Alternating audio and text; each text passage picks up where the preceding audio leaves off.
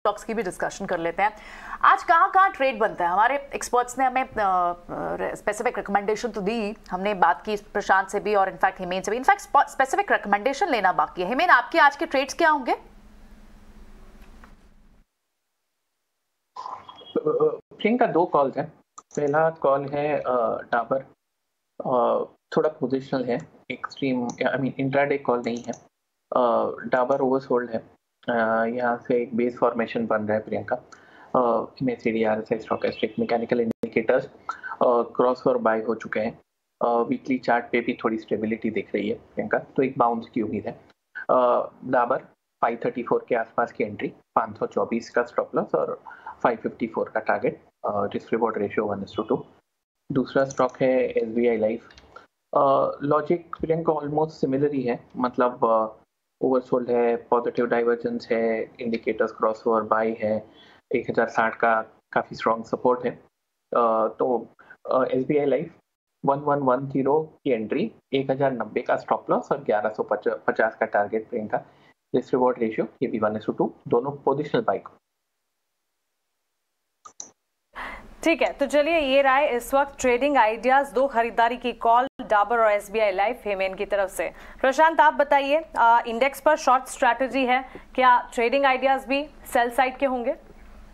जी Mansi, index पे short strategy below Fridays लो होगी।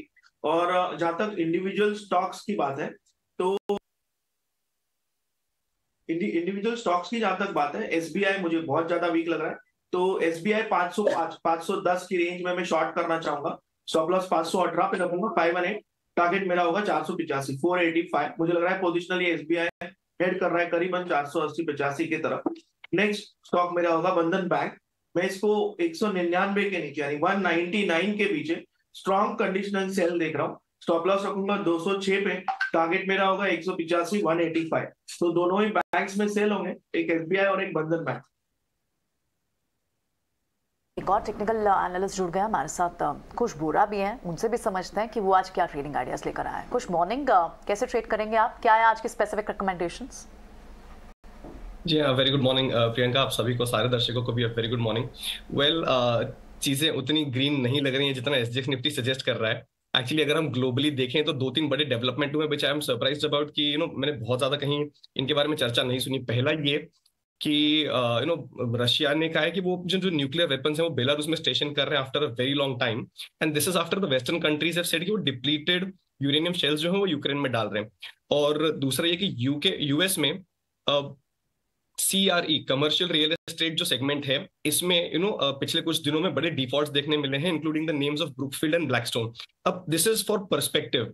ये क्यों? क्योंकि अभी हम अगर ये सोचें कि एक बॉटम बन चुका है या मार्केट यहाँ से रिबाउंड कर रहे हैं, सो प्रॉब्ली ये डायरेक्शनल प्ले बनता है, not really, at least not on the long side. तो सिचुएशंस उतनी क्लियर है नहीं। अब अगर मैं डेटा पे आ जाऊं बैक होम, एक्सपायरी वीक है, ट्रंकेटेड एक्सपायरी वीक है, 17,200 एंड 17,100 पे मैसिव कॉल बेस है, विच मींस कि अगर ये बाउंस आता भी है जैसा SGX निफ्टी सजेस्ट कर रहा है, मेरे हिसाब से ये एक एग्जिट अपॉर्चुनिटी के तौर पे यूज होगा बाय दी बुल्स। तो फ्रेश पोजीशन यहाँ पे बिल्कुल ना ले। In fact it will not be a bad idea to short, लेकिन 17,000 16,800 के आसपास अच्छा खासा पुट बेस है, तो हल्का सा सपोर्ट हो सकता है वहां पे लें, but the direction is certainly not up. तो मेरे हिसाब से थोड़ा सा यहाँ पे आप बेरिश साइड पे बने रहें, शॉर्ट साइड पे बने रहें। ओपनिंग पे खुलते पे बिकॉज मार्केट थोड़ा गैप अप हो रहे हैं, मैं थोड़ा सा कॉशन की व्यू रखूंगा, इसलिए होल्ड की राय। बट अदरवाइज मेरे लिए मार्केट जो है ये सेल ऑन राइज है। लॉन्ग पोजिशन जो हो ये आप ये एग्जिट के लिए यूज करें। निफ्टी पे 17,200 का रेजिस्टेंस जोन, 16,900 16,800 के जो जोन्स हैं ये एज सपोर्ट एक्ट करेंगे। वहीं बैंक निफ्टी पे 40,400 40,200 के रेजिस्टेंस जोन्स, 38,800 ये सपोर्ट के तौर पे एक्ट करेगा।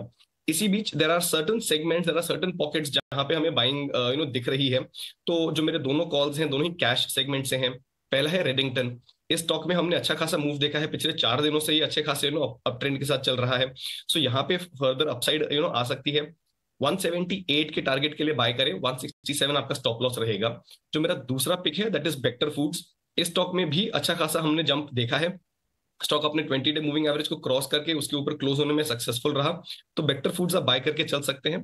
545 का टारगेट, 528 का स्टॉप लॉस। रेडिंगटन और साथ ही मिसेस बेक्टर्स फूड, दो खरीदारी की कॉल और इंडेक्स पर तो कॉशियस आउटलुक हमारे तीनों टेक्निकल एक्सपर्ट्स का नजर आ ही रहा है। लेकिन अजय, वेदर करंट में